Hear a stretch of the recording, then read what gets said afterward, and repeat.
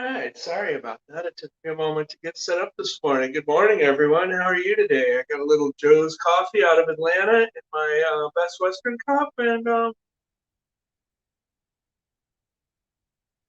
so I cleared, I don't know, like 10 and a half hours of driving yesterday. By 10 and a half hours, I mean Google Maps time. It took me about maybe 12 from Atlanta, Georgia to Fort Smith, Arkansas.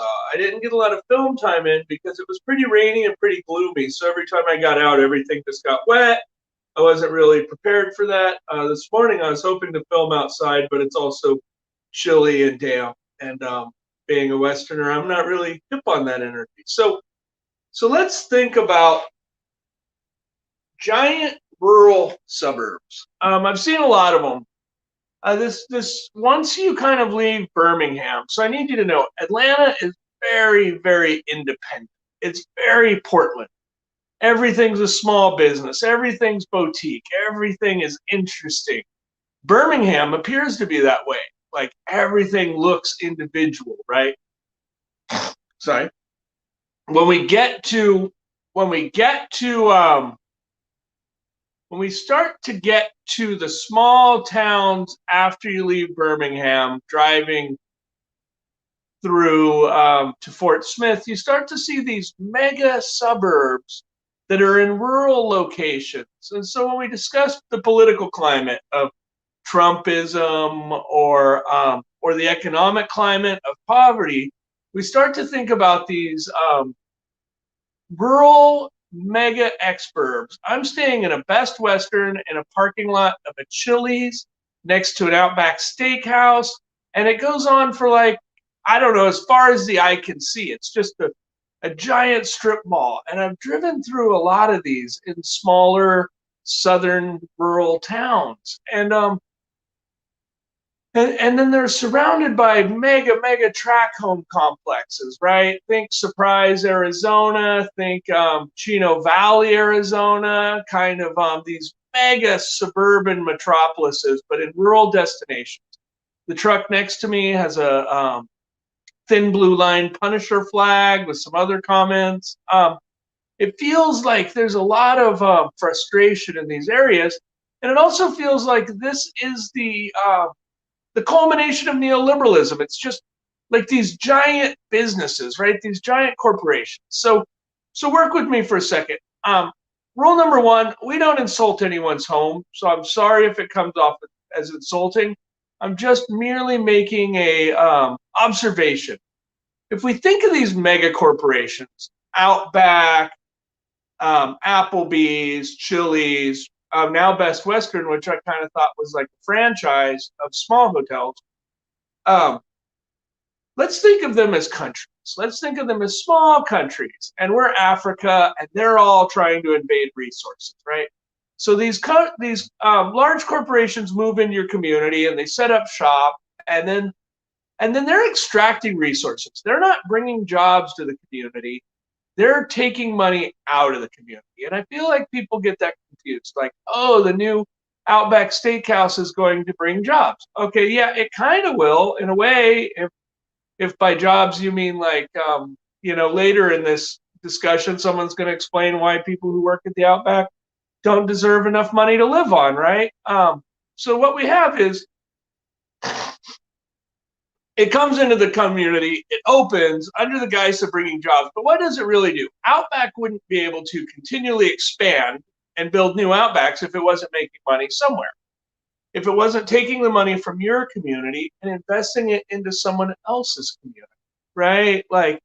And now you start to multiply this times 100, 1,000 businesses, and what you have is a whole bunch of low-wage jobs, a whole lot of money leaving your community instead of being brought to your community, and really just this neoliberal nightmare of cheap, poorly made stuff that no one really enjoys, but it's all we can afford. So we love the soup at the Olive Garden, right? I mean, the rest of the food is not real rad, but the soup and the breadsticks are amazing, right? And it's what we can afford when you're working class and you want to take the family out. You can depend that the Olive Garden is going to be cheap in there, but what if the working class just made more?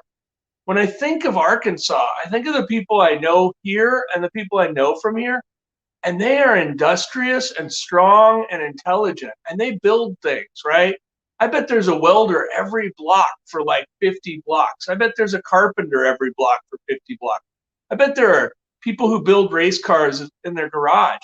Why are we not seeing that? Why is that not the culture of Fort Smith, Arkansas, or any of the other small towns I passed that are these mega suburbs? Why are we not seeing craftsmanship of the local craftsmen? Why aren't we seeing goods and services provided by the local craftsmen? Why am I not seeing, when I'm driving through central Arkansas, there's plenty of catfish shacks and barbecue shacks. Where's the catfish shacks here? What are we doing? We got Outback in the middle of Arkansas? I don't think we need one. I think we need a catfish shack. I think we need a barbecue place. I think we need something that represents the people of Arkansas, not everywhere suburban America. And that's really what two things are happening. One, politically, I discussed this a lot, neoliberalism. I mean, it's kind of like we accused Russia of. There's only two kinds of food in Russia, right? There's only two kinds of apartments. If you look around, that's what we have, and they're not really that cool. So we have to combat that by individualism, being creating communities around culture and art and local flair, making our city more like New Orleans or Atlanta or Portland than some of these other cities. So here's the drawing I was inspired to do last night. I did two of them. I wrote a couple little rules because it was hard. First is we cannot insult people's homes, the area they live in. I see a lot of people like punching down at the South, and I live in the South, and I know that people in the South are beautiful and kind. And I think all the jokes about us aren't very kind. We shouldn't insult people's livelihoods. We're all trying to survive. You know what? If someone works at Amazon, I don't want them to feel like I'm insulting them. I have a friend working at Amazon and trying to discuss the need for unionization of wage lifts. We can't insult the workers while bringing them up. And then we need to address the root causes of each phenomenon, right? Like, why is this part of Arkansas just a giant strip mall? Like, giant strip mall.